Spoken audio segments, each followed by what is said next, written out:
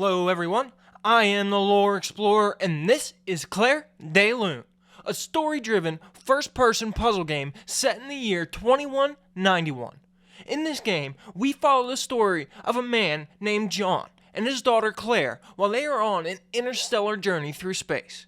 The game starts off with us using our jump drive to warp into orbit around a planet, but to tell the story correctly, we have to start the video off somewhere else. And as always, this video will contain spoilers for Claire De Lune. To really tell the story properly, we're going to have to start off at the beginning. Throughout the game, we get hit with flashbacks, which tell us a little bit of the backstory about our past. John, his wife Faith, and his daughter Claire were all living together in a small apartment on an unknown planet. They had a nice little apartment with 2 bedrooms and enough space for the 3 of them to live comfortably. But John didn't really have what you would call a conventional job. Instead of staying at home with his family, John preferred the adventurous life and took to exploring the stars in a pretty average Class 3 civilian spaceship.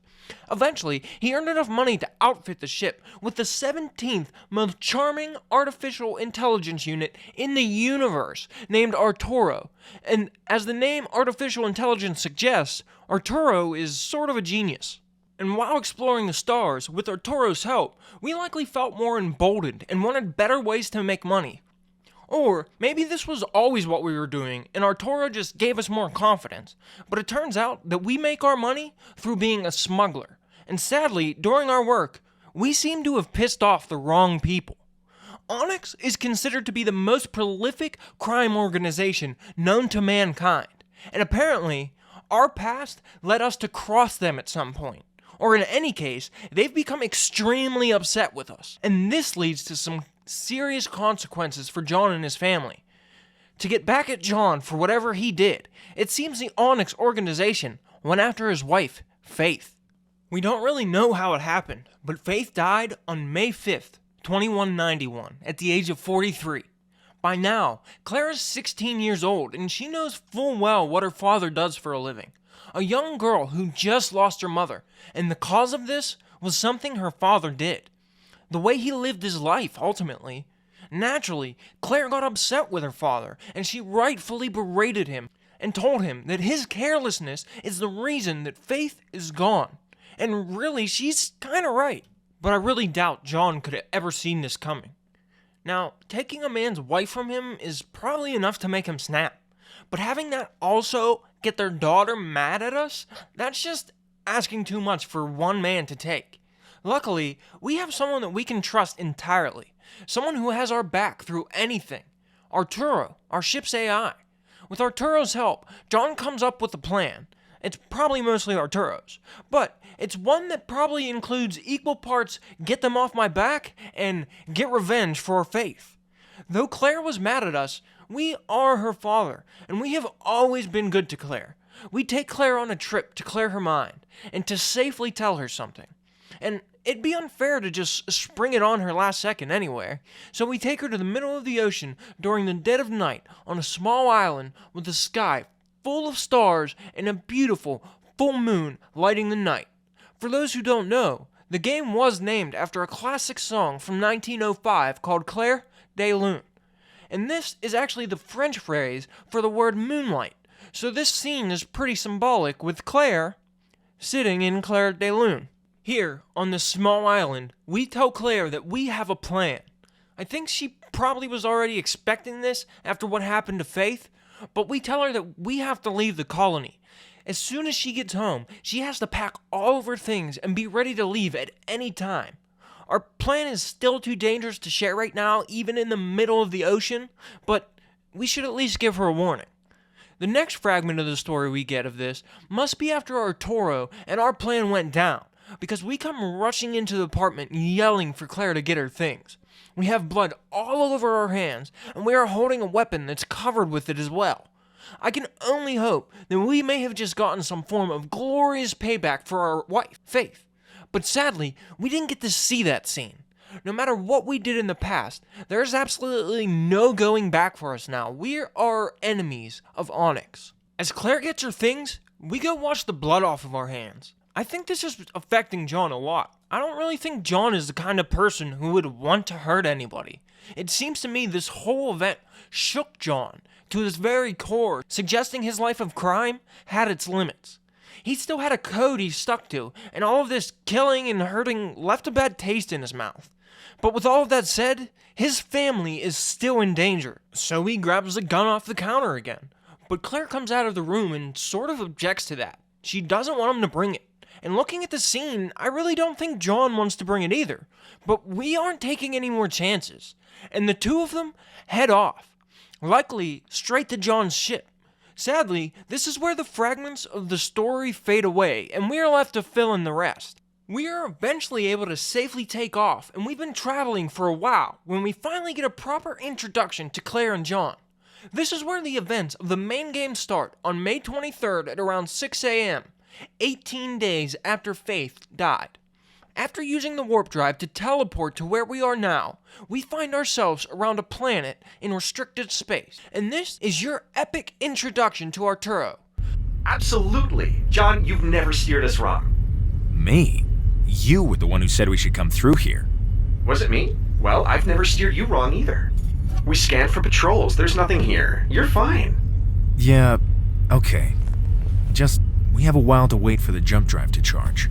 And we're just sitting here in restricted space. Fun fact. 97 ships were captured in restricted space last year while waiting for their jump drives to charge. Thanks for the info. You're welcome. I'm so helpful. We seem a little worried about being in restricted space, so we check how long it'll be until the warp drive recharges. The ship estimate reads about 3 hours, and really, that's not so bad. And right on cue, we get our introduction to Claire. Hey, Dad. Hey, kiddo. Turo was just regaling me with his fun facts. Ooh, got any for me, Turo? Fun fact, out of all the people named Claire on your home colony, only 7 were arrested for committing arson last year. Huh. Well, that is good to know, I guess. Yeah, isn't that amazing? It's a full 34% below average. Okay, then. How long until our next jump? A few hours. I'm bored. Hi, board. I'm John. Stop. Please. I'm also hungry. Though you can tell she's a bit sad, Claire seems to be taking all of this pretty well. After telling 2 dad jokes in a row, we are ready to tackle the world. I mean, we just nailed those jokes one after another, and opportunities like that don't always present themselves. And though we are worried about being in restricted space, 3 hours isn't so much to a skilled smuggler with a ship that's outfitted with scanning technology. Although Arturo's fun fact did not help.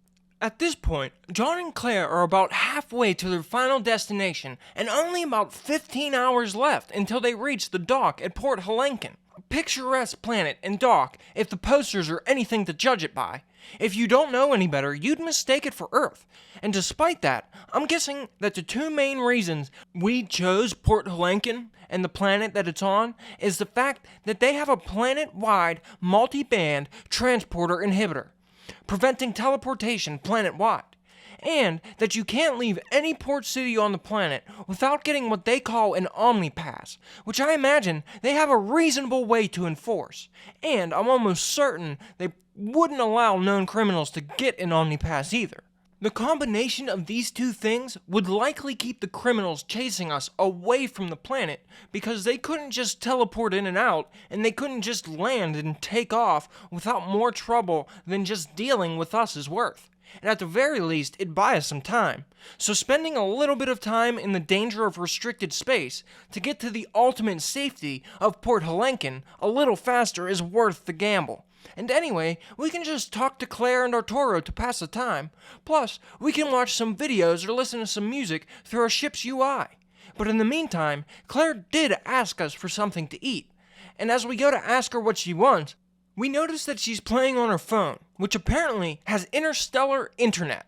After a short conversation with her, we can sort of infer that she's really bummed out about being whisked away from her friends. So we try to reassure her that this will be the last time she will need to make new friends.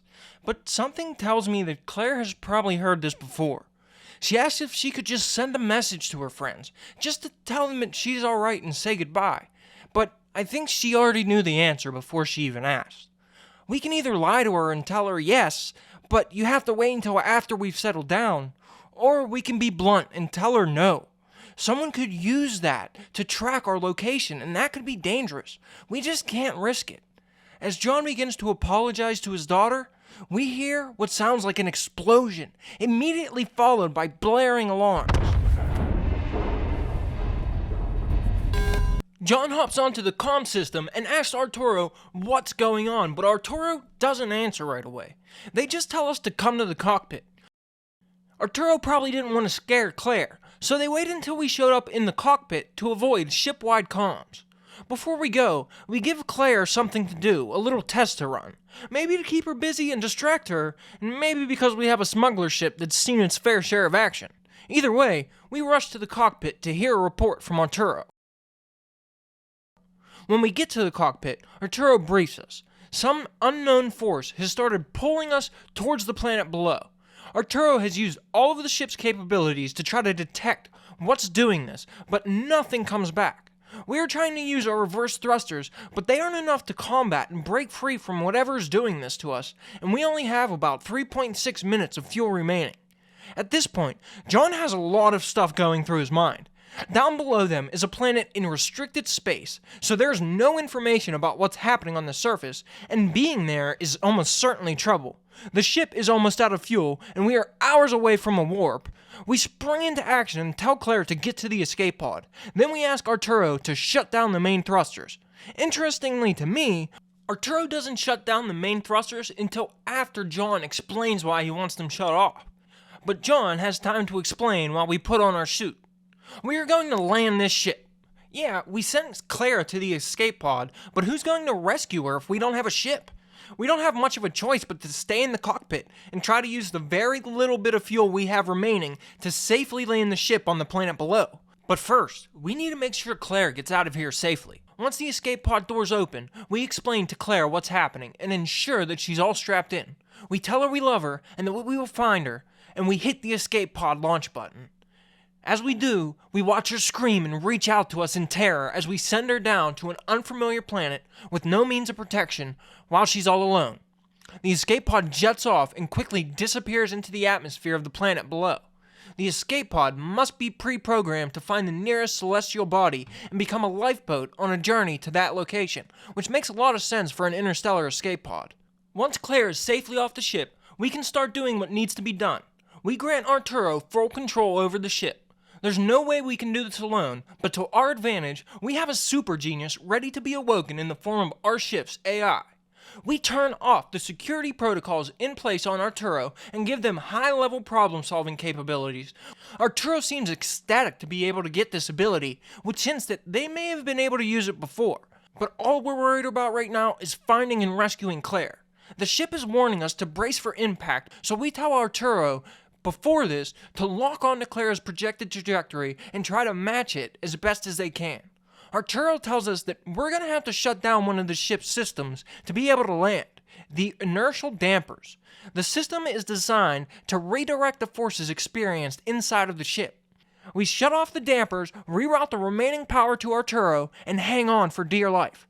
At around 6:06 a.m., we enter the atmosphere of this restricted, unknown planet, and we black out. And the next thing we know, we're waking up to a blacked out ship. All of the electronics are turned off, and it looks like something exploded in here. Thankfully, it seems Arturo wasn't lying. The landing didn't kill us, despite the exploded nature of this ship. Something tells me we are pretty used to having to deal with situations like these, because we just kind of plop up and get to work. We have all the important parts just lying all over the ship, but they're pretty scattered right now. The first thing we have to do is put out a literal fire. Then we have to reroute the power wires left in the ship to give the computers access to electricity. We then have to rewrite some logic gates on an isolinear chip, which is a small chip that holds code set to execute a program once it's plugged in. Then, ultimately, we have to get our transporter pad up and running by venting out liquids from unneeded areas and changing the coolant. But once the ship is up and running, the clock tells us something interesting. We entered the atmosphere around 6:06 a.m., but the clock is telling us that it's currently 1:02 p.m. So apparently, we must have been knocked out for like 7 hours. I guess we bumped our heads and then took a nap. But I mean, this is horrible. We have to find Claire. We don't have those 7 hours to waste. Maybe talking to Arturo will ease our mind a bit. Whew, back online, John. Damn, that was a nice landing. Are you hurt? I'm not reading any life signs from your suit. Suit must be busted. I'm alright. I'm resetting your AI security protocols to default clearance levels. No! Please, John, you should have seen me. I was like a fiery beacon of life-saving glory. I promise to only use these godlike powers for good. I won't even kill a single human. Unless you wanted me to? Actually, hang on. Why do I take orders from you again? The first thing we have to do is reset those AI protocols. We don't want to have any problems with the defense matrix the next time it scans our ship. Humans have come up with these protocols to keep AI under control. Apparently, it's dangerous to let artificial intelligence have unlimited processing power. I bet it has something to do with how Arturo acts when their security protocols are off. They say things like, I won't even kill a single human, unless you want me to, and wait, why do I take orders from you again? Once the security protocols are back on, they seem to kind of go back to normal. With that out of the way, we can finally get to our main objective before getting off this planet. We need to find Claire. Arturo tells us that she's about 4.3 miles away. The ship got pretty beat up when it landed, too. 5 of our critical systems have been heavily damaged and won't function. Arturo tells us they're able to repair everything, but to do so, they're going to have to reclaim all of our ship's cargo, which is probably the last thing you want to hear as a smuggler. I doubt we are on a job now and have critical cargo, but when we left, I'm pretty sure we would have wanted to take everything that we have collected on our, life of crime. And now, it seems like Arturo is going to have to reclaim most of it just to fix the ship. Before we go, Arturo tells us that we're going to need to take our nanomatter gun, which they've written some new code for. Now, our nanogun is capable of shooting a 3-foot cube onto a flat surface, which will actually naturally fall with gravity. Sounds a bit underwhelming, but Arturo is a genius, and they've determined that that's the most efficient shape for traversing the mountainous and chasmous terrain of the nearby surroundings. With our nanogun's nanocore all charged up, we can load it into the gun and head off to the transporter. This transporter allows us to teleport up to 2 miles closer to Claire, and we teleport out to a small beach that Arturo says has the fewest chasms between us and the escape pod.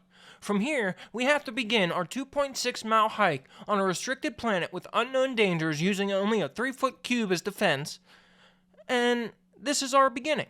But I think the video has probably gone on long enough. This video will serve as a nice introduction to the game's characters and, the cube function and the nanogun and just, how everything's gonna work. We don't get much time to get to know Claire, but John and Arturo really come into focus. John is a laid-back smuggler who isn't always the sharpest tool in the shed, but he'd rather not hurt anyone if he has a choice. And he's good in a pinch. But Arturo is a charming, quick-witted AI who seems either to love John or has a lot of fun messing with an inferior being by leading them into restricted space and giving them stats on how many people have been caught while doing the same thing. I really can't tell which. A lot of the information presented in this video are actually details found on monitors, and after analyzing the environment and stuff like that, Arturo doesn't tell us the warp drive will take 3 hours and 5 minutes to recharge or anything, but if we look closely at the screens, we can see that the user interface has a reading for us to find. So after playing the game, I felt that this was a natural addition to the channel for a lore series. A game in which you guys can play leisurely and have fun with, and I can spend the time diving deep into the lore and sharing it with everyone, since it's not so readily presented. If you liked the video, consider giving it a thumbs up and subscribing to the channel. If you'd like to support the channel more directly, you can consider using either the membership feature on the channel or the newly added Super Thanks, which is essentially a live stream super chat donation for everyday videos. You can click the heart feature under the video to donate and leave a custom comment, and you'll get a special thank you right back along with my members in the next video like Roger Philibert. But of course, if you want to get a thank you for multiple videos in a row, the best way to do that is to get your name displayed through memberships. You unlock the special thank you, badges on YouTube, and special rolls over to my Discord. But this leads me to the thank you for my amazing members. I really do appreciate all the support you guys have shown me. It's really, honestly, truly amazing to me. A huge shout out to Connor Fohe, who has provided me with a new spaceship for the upcoming DLC of Outer Wilds, which is truly awesome. But really, a big shout out to all of the members, because I couldn't explore this new anomaly without fuel or those sweet marshmallows either. And, as always, this is a Lore Explorer getting ready to go find my daughter Claire. Thanks for watching, and I hope to see you in the next video.